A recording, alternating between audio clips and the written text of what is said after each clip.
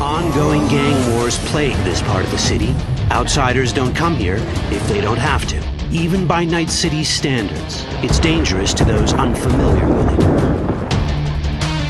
Taking a casual stroll here would not be a good idea.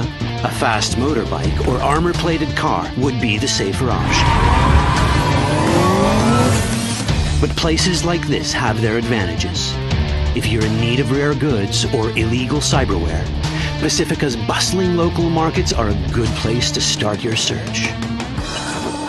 The Grand Imperial Mall is a whole other story. It was one of the last developments in Pacifica to lose its funding. Until recently it stood vacant, but now a gang called the Animals has moved in for reasons unknown. Something's not going right for the big guy up top. And that's what we need to learn in order to earn the trust of the Voodoo Boys, the Animals' rivals. What the hell? Could fucking tell me what you plan to do first. You take job. You do what I say. So you check in now. Of the many gangs in Cyberpunk 2077, the Voodoo Boys are the most skilled at using the net. You have now seen the Rezo Agwe, our subnet. Why? What for? You are my vessel now. Through Agwe, I see what you see, hear what you hear. This mysterious gang of highly skilled netrunners has close ties to the local Haitian community. UAV, we have been waiting. Haitians settled in Pacifica in the 2060s after natural disasters struck their island and forced them to emigrate en masse. The Voodoo Boys gang formed around this same time, though at a smaller scale. Now the gang effectively rules Pacifica.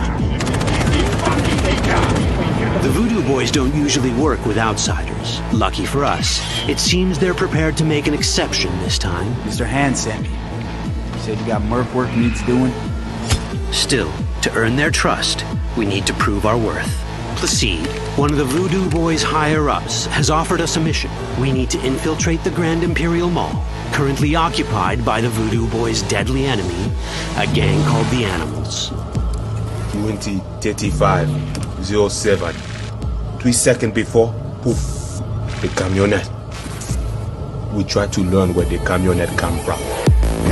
The Animals are not your normal gang. Their presence in Pacifica is suspicious. They value might above all else and wear melee combat implants to raise their prowess in combat. Their beverage of choice is juice, a potent strength and speed-enhancing concoction. As sought-after bouncers, they're usually dispersed throughout town. As skilled street-level business types, they've cornered the market in illegal substances and underground live-or-die prize fights. When they converge in one spot, it's for something big. It's then they appoint the fastest and strongest among them as their ad hoc leader. In this case, it's a woman named Sasquatch. Said you wanted my best. Insane. No. As far as I remember, you said no bone brain buffaloes on steroids. Afraid that's the cost of doing biz. This is the tech Placide was talking about. It seems non-standard for the Animals. And this is where we come in. Getting to the van won't be easy, but we're more than qualified for the job, which we can complete in one of many ways. The character creation in Cyberpunk 2077 is the kind you'd expect from a full-fledged RPG. You start by choosing your past, important because this unlocks special options at important story junctures. You also fully customize your character using a deep customization system that spans not only your look and style, but also your abilities.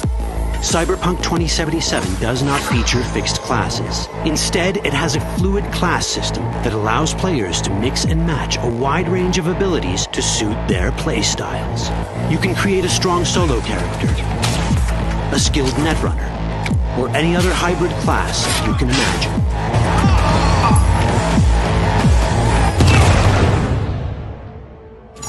Let's see how a solo playstyle in Cyberpunk 2077 might work. Solos prefer a direct approach. They use guns and might to get things done. So let's wreak some havoc. With our enhanced strength, we can strip this turret of its weapons and give the Animals a taste of their own medicine. This is how a player investing in solo abilities might live out their Terminator power fantasy. Enhanced strength lets us force open doors, or grab enemies to use as human shields.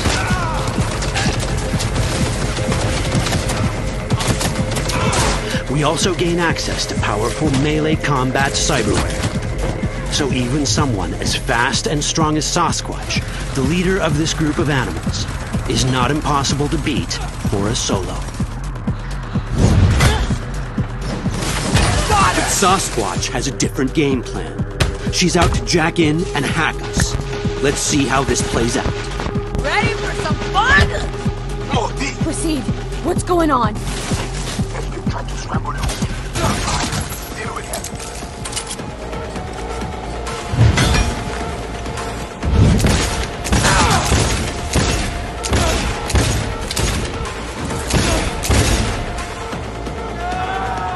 It's our choice if we want to finish her off or spare her. You're Cyberpunk, your rules. If you'd rather sneak around, hide, and strike from the shadows, no problem. Just develop your net running skills to get around obstacles or hack into enemy tech to have it do the dirty work for you.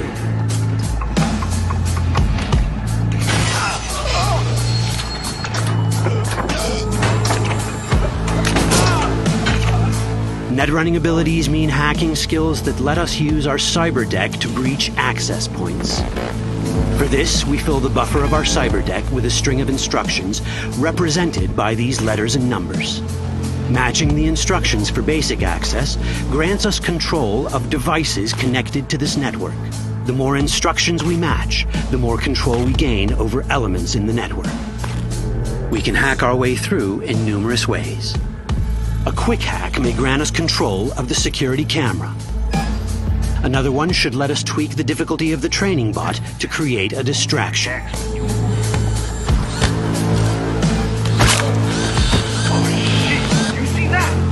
With our nanowire, we can even hack this guy's implants from a distance.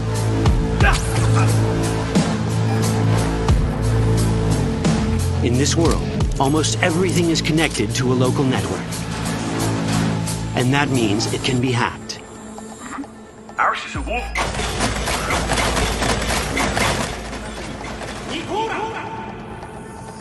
Which brings us back to cyberspace.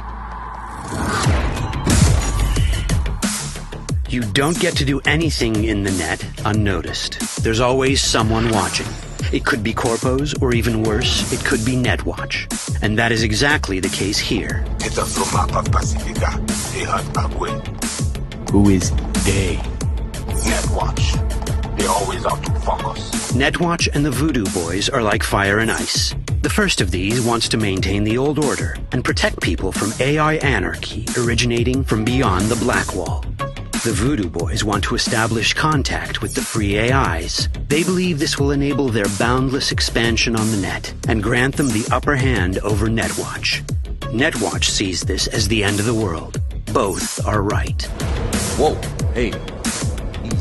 How you deal with the Netwatch agent is entirely up to you. Do we side with the gang?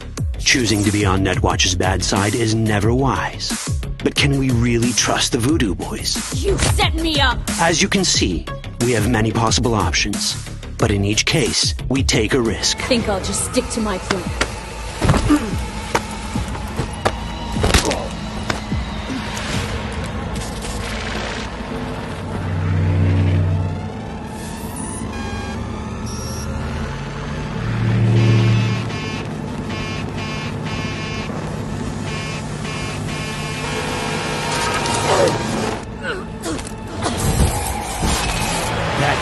Out well. In the world of Cyberpunk, few things go as planned.